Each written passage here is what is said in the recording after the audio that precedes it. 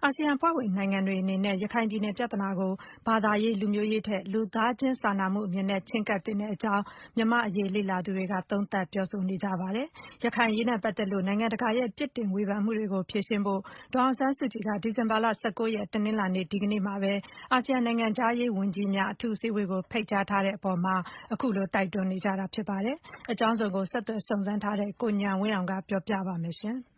ရခိုင်ပြည်နယ်မြောက်ပိုင်းက လုံခြုံရေးရဲစခန်းတွေ အောက်တိုဘာ ရက်နေ့က အကြမ်းဖက်တိုက်ခိုက်ခံရပြီး ရဲတပ်ဖွဲ့ဝင်တွေ သေဆုံးရသလို လက်နက်တွေပါ လုယူသွားပြီးနောက်ပိုင်း မြန်မာစစ်တပ်က နယ်မြေရှင်းလင်းရေးလုပ်စဉ်မှာ လူ့အခွင့်အရေးချိုးဖောက်မှုတွေ ရှိနေတယ်ဆိုတဲ့ နိုင်ငံတကာအစိုးရတချို့နဲ့ လူ့အခွင့်အရေးအဖွဲ့တွေရဲ့ ပြစ်တင်ဝေဖန်မှုတွေ တောက်လျှောက်ထွက်ပေါ်လာတာပါ။ ဒါကြောင့်လည်း ဒေါ်အောင်ဆန်းစုကြည်ဦးဆောင်တဲ့ မြန်မာအစိုးရပေါ် နိုင်ငံတကာဖိအား ပိုတိုးလာသလို အာဆီယံအဖွဲ့ဝင်ထဲက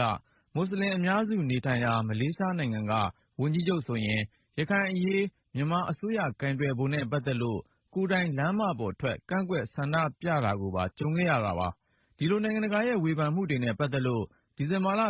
ရက် ဒီကနေ့မှာပြုလုပ်မယ့် အာဆီယံနိုင်ငံခြားရေးဝန်ကြီးများ အထူးအစည်းအဝေးမှာ ဒေါ်အောင်ဆန်းစုကြည်က ပြန်ရှင်းပြနိုင်လိမ့်မယ်လို့ သူယုံကြည်ကြောင်း အမေရိကန်ပြည်ထောင်စုက မြန်မာ့အရေးလေ့လာသုံးသပ်သူ ဒေါက်တာတင့်ဆွေက ပြောပါတယ်။ "အဖြစ်အပျက်ကတခုတည်းကို ချဉ်းကပ်မှုနဲ့သတင်းထုတ်ပြန်မှု မတူတဲ့နှစ်ခုကြားမှာ ဒါကိုအခြေခံပြီး ဒေါ်အောင်ဆန်းစုကြည်က တခြားနိုင်ငံခြားရေးဝန်ကြီးကို ရှင်းပြလိမ့်မယ်လို့ ကျနော်မြင်ပါတယ်။ အာဆီယံမှာ အဓိကတော့ မလေးရှားဝန်ကြီးချုပ်ပေါ့ သူကပဲ ဒီပြဿနာကို နိုင်ငံတကာအထိ ဖွလိုက်တဲ့ပုံစံမျိုးဖြစ်တော့ကာ ဒီဟာကို ဒေါ်အောင်ဆန်းစုကြည်ကနေပြီးတော့ မှန်ကန်တဲ့အနေအထားတရပ်ဖြစ်အောင် သူက တည့်မတ်ဖို့ကြိုးစားမယ်လို့ ယူဆပါတယ်။ စစ်တပ်က အခုနောက်ပိုင်းဆောင်ရွက်လာတာတွေကလည်း တမျိုးတဖုံတော့ ထူးခြားတယ်ခင်ဗျ ရခိုင်အရေးမှ မဟုတ်ပါဘူး။ သို့သော်လည်းပဲ အဲဒီလိုရှိတဲ့ကြားထဲကနေ ဒေါ်အောင်ဆန်းစုကြည်က ခေါင်းခံပြီးတော့ ပြောဆိုရှင်းလင်းရပ်တည်နေတဲ့သဘောရှိတယ်။ ဒီအတွက်လည်းပဲ ဒေါ်အောင်ဆန်းစုကြည်ကို ပိုပြီးတော့ အပြစ်တင်ကြတဲ့အသံတွေ ကျနော်တို့ ကြားနေရပါတယ်။ ဒေါ်အောင်ဆန်းစုကြည်မှာလည်း ခိုင်လုံတဲ့အကြောင်းပြချက်ရှိလိမ့်မယ်လို့လည်း ကျနော်ယူဆပါတယ်။" ရခိုင်အရေးနဲ့ပတ်သက်လို့ ဖိအားပေးမှုကို ရင်ဆိုင်နေရတဲ့ ဒေါ်အောင်ဆန်းစုကြည်ကတော့ ရခိုင်အရေးဟာ သိမ်မွေ့ရှုပ်ထွေးတယ်ဆိုတာကို နိုင်ငံတကာဘက်ကလည်း နားလည်ပေးဖို့လိုကြောင်း သူ့ရဲ့အခုနောက်ဆုံး စင်ကာပူခရီးစဉ်အတွင်း မေတ္တာရပ်ခံခဲ့ပါတယ်။ ရိုဟင်ဂျာပြဿနာကို မလေးရှားဝန်ကြီးချုပ်က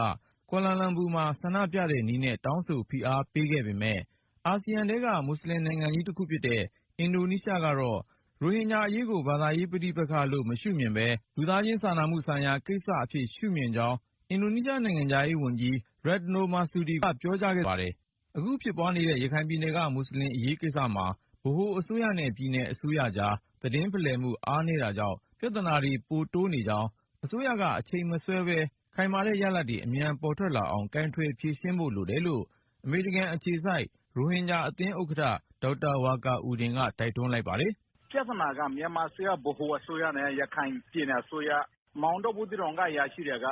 လိမ်တယ်ဗျ အောင်ဆန်းစုကြည်ကို။ အောင်ဆန်းစုကြည်က အဲဒီစကားကိုပြန်ပြောတယ်။ အဲဒါပြဿနာဖြစ်နေတာ။ နောက်တခုက meeting မှာ အောင်ဆန်းစုကြည်က တကယ်ဘာလုပ်မယ်ဆိုတာပြောရမယ်။ အချိန်ယူတာမကောင်းတော့ဘူး ရလဒ်က ဘာမှမရှိဘူးလေ။" ဒေါ်အောင်ဆန်းစုကြည်နဲ့ အာဆီယံနိုင်ငံခြားရေးဝန်ကြီးတွေ ဒီကနေ့ ရန်ကုန်မှာပြုလုပ်မယ့် အထူးအစည်းအဝေးမှာ ပြည်တွင်းရေးနဲ့ ဒေသတွင်း လူသားချင်းစာနာမှုဆိုင်ရာကိစ္စတွေကို ခွဲခြားဆွေးနွေးနိုင်လိမ့်မယ်လို့ မျှော်လင့်ကြောင်း ABSDF ကျောင်းသားတပ်မတော်ရဲ့ ဥက္ကဋ္ဌဟောင်း ဒေါက်တာနိုင်အောင်က ပြောပါတယ်။ "နိုင်ငံသားမဟုတ်ပဲနဲ့ ဝင်လာတဲ့လူမျိုးတွေရှိတယ်ဆိုလို့ရှိရင် ကျနော်တို့တိုင်းပြည်ရဲ့အခြေအနေအထားအရ ကိုယ့်နိုင်ငံထဲမှာလည်း လက်ခံဖို့မဖြစ်နိုင်ဘူးဆိုရင် ဒါဒုက္ခသည်ဖြစ်မှာပေါ့နော်။ နောက်တခါ အိမ်နီးနားချင်းတွေကို ရောက်သွားနေတဲ့ ဒုက္ခသည်တွေ နောက်တခုက အမုန်းတရားတွေနဲ့ပတ်သက်လို့ ဖြစ်လာတဲ့ကိစ္စတွေအားလုံးကတော့ ဒေသတွင်းထဲမှာ ဘယ်လိုကာကွယ်ကြမလဲဆိုတဲ့ နည်းလမ်းတွေကိုလည်း အာဆီယံနိုင်ငံခြားရေးဝန်ကြီးတွေကြားထဲမှာ ဆွေးနွေးအဆိုပြုနိုင်ရင်ကောင်းမယ်လို့ထင်ပါတယ်။" မြန်မာနိုင်ငံမှာ ဦးသိန်းစိန်အစိုးရလက်ထက်က